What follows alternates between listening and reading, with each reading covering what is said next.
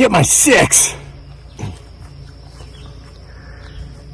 and my 3 and my 9. The only thing I can get is my 12. I brought some coffee with me, but I don't have my fancy little mug that says that after I drink this here coffee, I'm gonna go into Mare Woods and find that there Bigfoot Sasquatch. I got iced coffee today because I got a dislocated jaw.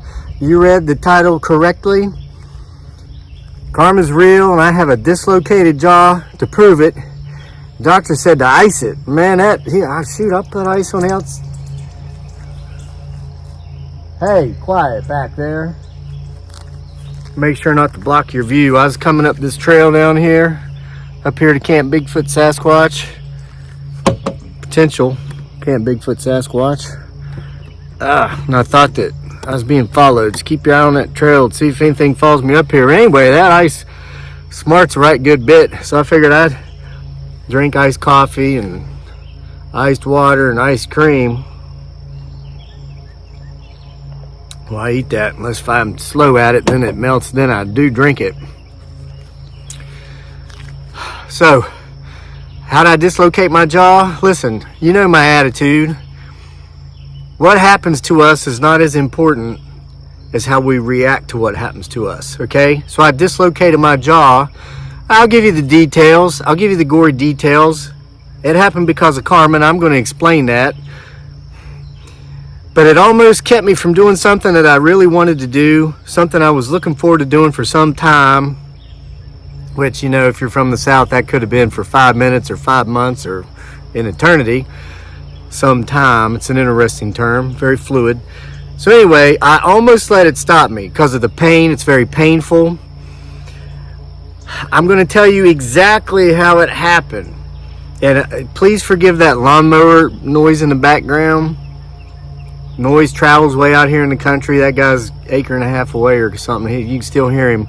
And you think it's bothering you. It's resonating right with that ball and socket joint right there that got dislocated. So we've got to really concern ourselves with what we put out there into the universe, because the universe will give it back to us. And it's not just our actions. You know, they say what goes around comes around. That's usually referred to as karma. If you're out there being a meanie to other people, well, it's not going to be odd to find that there's a lot of people being mean to you. Well, it's not just that, though. You got to control your thoughts, too, because thoughts are energy, and you've got to keep them positive. Because if you're one of these negative Nellies or whatnot that go around always dooming and glooming, finding the worst in every situation, looking for the bad, never seeing the good, you're going to condition yourself to that, and the universe is going to say, oh, this must be what you want, because that's what you're sending out with your thoughts. So you catch yourself thinking like that, you got to stop, you got to make them positive, and you'll find the universe sends more positive things. Well, here's how this dislocated jaw happened, okay? Here's what I wanted to do. Something I wanted to do that I actually had not done in more than 20 years. That was run an actual bona fide cross-country race, a 5K. Many of you know who followed the channel for some time that I'm a professional amateur athlete. Yes, I train and have just in the past year begun competing again amateurly as an amateur athlete professionally. I mean, it's an everyday thing for me. I professionally train to be the best amateur athlete that I can. Well, I'd run some road races, but I hadn't run a cross-country race in more than 20 years, not since college or shortly thereafter. I did some open meets, but they had one coming up here locally, and the draw to it for me was not just that I'm getting back in shape and starting racing again, but it's the actual course at the University of Virginia, Go Who's Go, uses for their home meets. The course has been the site of the ACC Championship in the past and the Southeast Regional Conference meet to advance to nationals. So anyway, this is going to sound weird, kind of, because I'm a distance runner, middle distance runner. I get motivated by people who are positive, by people who send those positive vibes into the universe, people who have done great things. I like boxing. I've never done, well, I'm getting to it, okay? So a lot of times when I need motivation, I'll watch one of my favorite boxers from the present, Tyson Fury, or from the past, Muhammad Ali. Maybe something they did, maybe a fight they won, like when Ali beat Foreman. The only way he figured out he could do it was to take him the distance. You know, he knew he couldn't knock him out, and he knew if he got too close too early, Foreman would knock him out. So made him go farther than he ever had, as you know. Well, I was watching this week Ali talking about the time he fought Ken Norton.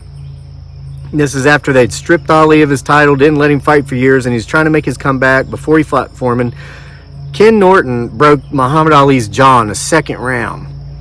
Ali lasted all 15 rounds of that fight, fighting the last 13 rounds with a broken jaw. Now, Norton won by decision, but of course that was several years before Ali's big time comeback. And so anyway, I kept thinking all week, oh my gosh, what a strong person, what an amazing human being, what a great athlete to be able to fight 13 rounds with a broken jaw. What was happening as Ali was talking smack like he did? Well, that's all well and good before the fight. If you're doing that during the fight and you get punched, man, oh, that hurt. You got to keep your mouth shut, right? So I told myself, I was thinking about that all week, thinking, wow, how awesome would that be to be such an amazing athlete? You could compete and go the whole distance with a broken jaw. Well, guess what happened? I got a dislocated jaw because I was sending that out there, and the universe said, okay, I'm hearing, severely injured jaw in the least, so here, have a dislocated one. And you know what happened? I'm going to tell you what happened after I show you first how I reacted to what happened, because I didn't view the injury as what was most important. I viewed how I reacted to the injury as what was most important. And I went out, and I not only competed in that race, and I not only went the distance, I met another motivational, personal role model to look up to, somebody I would like to be like just as much as I'd like to be like Muhammad Ali, except for not in boxing, because as you could tell, I probably wouldn't be well. But I got to tell you the story. But let me show you a little bit of footage of how everything went down first. It's about 2 minutes here before the start. It's the first cross-country race in over 20 years. Just going to do the best I can today with the best of my ability. Not worried about time because it is a cross-country course. The director said the first mile's downhill, so the key is going to be not going out too fast in that first mile. Feels good to run fast, feels good to run downhill fast, but then you got 2 more miles to go, so you can't go out too hard. It's about 500 people, good turnout. I know one thing, someone might beat me, but none of them are as pretty as I am. Good luck, honey. He's so funny. We almost didn't come do this today because I'm running with this dislocated jaw. It's got a dislocated jaw, just, running. Every time I hit on that left foot, I can feel it. Most men couldn't run a 5K race with a dislocated jaw, but I'm going to do it anyway because I'm not most men.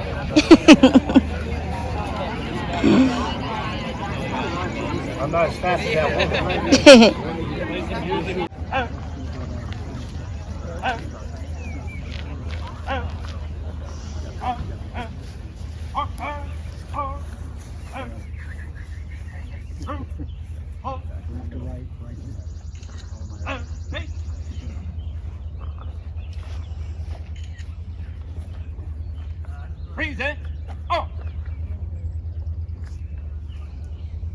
Okay, if everybody could put your hands over your heart, we are going to sing along to the national anthem. Oh, say, can you see by the dawn's early light what so proudly we hailed at the twilight's last gleaming, whose broad stripes and bright stars through the perilous fight o'er the ramparts we watched were so gallantly streaming, and the rockets' red glare, the bombs bursting in air,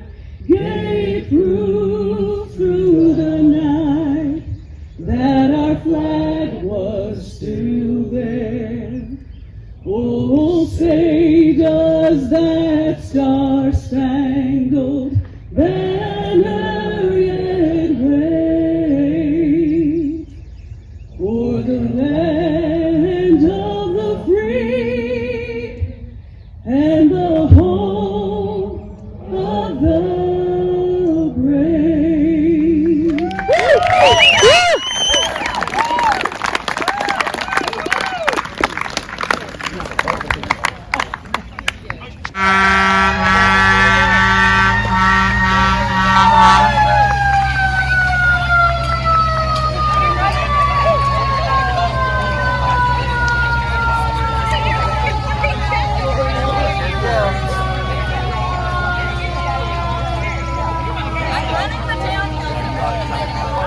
Woo, Kevin is coming. Yay. Here's Kevin. Go, honey. Wow.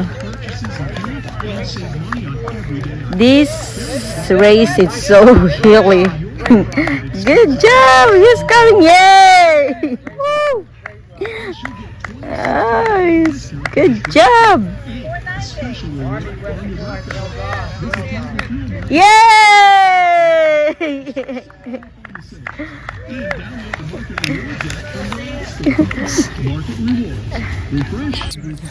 All right, guys, now you talk about a man who knows about going the distance and who has done it himself and can provide us the proof and the tasting of the pudding is a gentleman I just met this morning who has motivated me beyond measure, Mr. Tom Duffy. I'm going to let you tell him his story. Just say hi, Tom, to all the viewers. Hi, all you viewers. Tom, you told me something amazing when we were talking. First of all, how old are you? I'm 73. 73. How many miles a week do you run? I've averaged 40 miles a week for the last 30 years. 40 miles a week for the last 30 years. Now, I've got a question for you. Let's go back 30 years, 20 years. Did you have people tell you, man, you better not be out there doing all that running. You're going to ruin your knees. You're going to destroy your back. You're not going to be able to walk when you're older. Did you get any of that? You got some of that, and some people said there was this limited tick theory. Uh-huh, It limited. said you only had so many beats in your heart. I've heard that and if you theory. ran all that, you would use them up. I remember that. But then I said, I run, I use them up, but therefore when I'm not running, I a lot of less, I like a 50 feet a minute. Because your I'm resting not heart running, rate's right. much lower. Yeah. I actually had a college cross-country teammate that believed die hard in that theory. Crazy. He had all kinds of excuses. So how often do you run road races here locally or anywhere? I run most of the ones sponsored by that Mark Lorenzoni runs. Yeah, the Ragged Mountain Running Shop there in Charlottesville? Yeah. Okay. Now, you let me ask you this, because I know the answer, the viewers don't. Another amazing facts about your running history. How many marathons have you run? Oh, see, now you got me there. I've probably run about 7. 7, okay, because you were telling me about the 3, so you've actually run 7. Yeah. And what was your best marathon time? 1983, I ran the DC Marathon in a 3:03. 3:03 in 1983. Right at a 7-minute pace. A 7-minute mile pace for 26.2 miles back to back without stopping. Phenomenal. I went through the first mile today, as I told you earlier, in 7 minutes, and I had to back off because. Now, how'd you do today, Tom? I'm just going to do a pan here real quick to show the folks. There's the finish line. This is a true 5K cross-country race. We're actually on the very course that the UVA men's and women's cross-country team uses, and in some years it's used for the ACC championship and the Southeast Regional Championship. How did you do in the 5K race today, Tom? Well, it's probably my slowest 5K in a while. I ran 30 flat. 30 flat. Why do you feel it's your slowest in a while? Well, for one thing, it's on grass. It's on grass, so you don't get the same traction. On a road, you've got hard pavement, and it's easier. Yeah, you get that return of energy on the bounce. Yeah. Here, the ground, the softer surface absorbs your energy, and it actually goes down into the ground, so it requires more push. Hey, because I'm putting this clip into a longer video, and trust me, I've given them a litany of excuses before I talked to you, and that was the number one excuse. So, Okay. so in parting, I want to ask you a two-part question. I'm looking for advice. I mentioned to you when you granted me permission for this interview, which you did, right? I asked you, okay, Yes, you have my you're not being forced, you're not being paid. Okay, so when you find out I'm actually a wealthy, best-selling author, you're not going to sue me for royalties, right? Just Okay. dedicate a book to me. Okay. All right, I'll keep that in mind for when I become a rich #1 best-selling author. But this is a two-part question. We got a lot of viewers, as I shared with you earlier. 70% of our audience is older than me. Our largest age group is actually your age. You're 73. So I want to know what advice you would give folks who are a little bit older, who would like to begin taking better care of themselves, and also what advice would you give young people who do already enjoy this active lifestyle in regard to what we can do to make sure that when we're where you are, we can still be where you are doing what we love? Well, for those as old as I am, if you're not doing this already, it's you better talk to a doctor first, and then take it easy. Don't worry about your times, because there's a lot of less people in your age group for competition. And for the young people, I just keep with it. Keep with it. Get your exercise. Eat healthy. That's Okay, so keep doing what you're doing. If you're already with it, keep doing stay with it. Yeah. If you're older, go talk to your doctor, get doctor's clearance. Don't worry about time, ease into it. And find a spouse that is a runner too. My wife has run Boston. Wow, the Boston Marathon. Yeah, she finished second in the Leeward Marathon in Hawaii when we were out there. So that was her best. Wow, so she's a good runner. Yeah, and both my daughters run. And my kids are 48, 46, and 43. Yeah, my age, I'm 48. Yeah, so you're and I've run 10-miler with the 48-year-old a couple of years ago. We used to run, and my son, who's in the middle, he just ran a 50K trail run 2 weeks ago. That's like 32 miles, isn't it? It's like 30 miles, yeah. 30 miles? Yeah, a 30-mile trail run? So your whole family are awesome distance runners. Might be genetics or something. That's phenomenal. You didn't tell me this stuff for the interview. I'm glad we did this interview. Okay. Wow, all right. Well, we'll wrap it up. Is there anything else you want to say? No, just thanks for being nice to me today. Well, thank you for being, you know what, Tom, we've been kind to each other. Yeah. I say it on this channel, everybody's talking about be nice, be nice. There's a difference between being nice and being kind. Kind's actually an action. Anybody can be nice, and it's usually a fake facade for passive-aggressive people. But being kind actually means doing something, taking an action towards help. Maybe talking to somebody and letting them know you appreciate them, like I do Tom, and like I feel he does me for giving me the opportunity to do this interview. So thank you, Tom, for being kind to me and kind to all of our viewers. Well, thank you. Thank you. Mm-hmm. And wasn't that amazing? And wasn't that amazing listening to Mr. Tom Duffy? I'll tell you what, it was an honor and a privilege to meet that gentleman. And this is how it happened. After going back over there and talking smack for the camera, beginning of that phase of the video, I went back to the starting line and I saw like a teenage guy and Mr. Duffy. And I said, well, I'm just going to squeeze right in here in the middle of you two so I can stand between my past and what I hope to be is my present. And he smiled and I said, sir, by that I mean I hope that I'm still running and active like this when I'm your age. I can tell he's a little bit older. I had no clue he was 73. I mean, because he takes care of himself and he's fit. And so, he ends up looking younger than a lot of 73-year-olds. I asked him how old he was, and he says, I'm 73 and I've run 40 miles a week every week for the last 30 years, and my mind was blown. And I just started talking to him, asking him for advice. And actually, when that race started, when you heard the sirens from the fire engine, he and I weren't even ready for it. And we were on the starting line. We were like, oh shoot! And people were running past us from the rows behind us, so we had to take off running. Start our watches. Now, time and all that, how'd it go? Hey, I'd hoped to do better than I did. I wanted to average 7-minute miles, but every time I hit down, and this isn't an excuse, this is just fact, that left hook, it like pounded to here. I could feel it. I went through the first mile in exactly 7 minutes, because the last race, I averaged 7:05. I knew this was a cross-country race, slower course. But I just didn't have it today. I was hurting. by the first mile, into the first mile, had the leg speed. Didn't have too much leg speed. Wasn't a problem. Interestingly, my college roommate who believed in that limited tick theory was the same guy that always said he had too much leg speed and came up with every excuse in the world not to train in the off season and put on all that weight and ended up having to run a half mile instead of the 5,000. But he used to preach that one all the time. That's why he wouldn't do long runs, because of the limited tick theory. He didn't want to run out his heart, whatever. Okay, so how did I actually dislocate my jaw? Well, it's my wife's fault. I mean, it's got to be somebody else's fault, right? No, but she was involved. Here's how it happened. You know, she's a tiny little thing. She's like 5 feet tall. I'm not a big guy. I'm like 5'10". Used to be. Then I went to airborne school. Now I'm 5'9". All this landing on the ground so hard compacts you down. So anyway, wait a minute.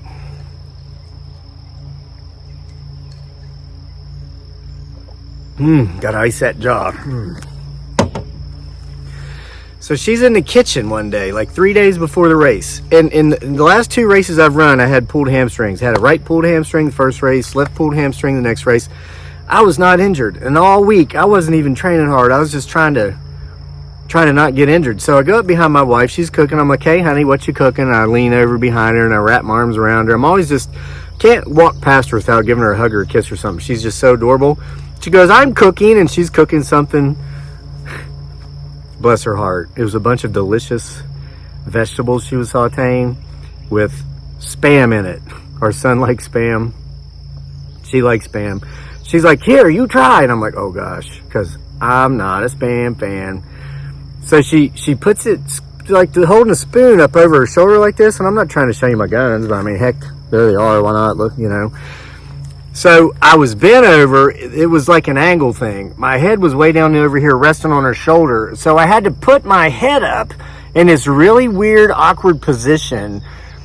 And then I opened my mouth as widely as I could. And the freaking ball came out of the socket. My freaking jaw literally snapped out of socket. I heard it. I definitely felt it. And I was like, oh. And then so I was trying to chew the food. I couldn't shut my mouth.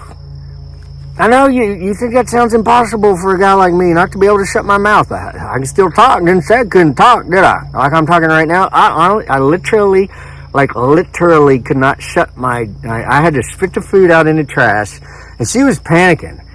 I was like, "Don't panic, honey. It's just a ball and socket joint." And so I was like, figuring out how to do this real slowly. I was feeling it, and I popped it back in.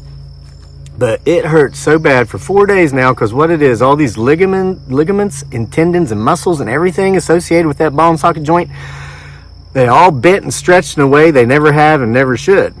So anyway, I figure, well, it's always recommended to use ice. I'm going to drink the ice water, iced coffee, and ice cream. I eat that unless I eat it slow and it melts.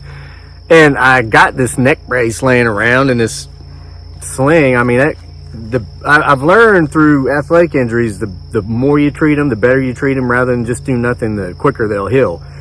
So I guess I'm going to walk around in this brace and a sling, drink these ice drinks. It's 90 degrees anyway, till this thing heals up. But hey, in all seriousness, it's pretty serious. Thoughts are powerful, so choose them wisely. If you catch yourself up in sending out negative ones, change your thinking. It's simple. Just stop yourself, because the thinking also leads to the emotions, negativity or positivity. And don't tell yourself you can't do anything. Be like what Tom Duffy said to do. If you're a little older, go get some clearance with your doctor. If you're young and you're already active, stay with it. Don't listen to those naysayers who are going to say that, you know, you're not going to be able to run or walk 30 years later because you run and walk so much. Look at this guy, 40 miles a week. Incredible. All right, well, I'm going to go down here and get some ice cream to put in this jaw. So, see y'all for more next time.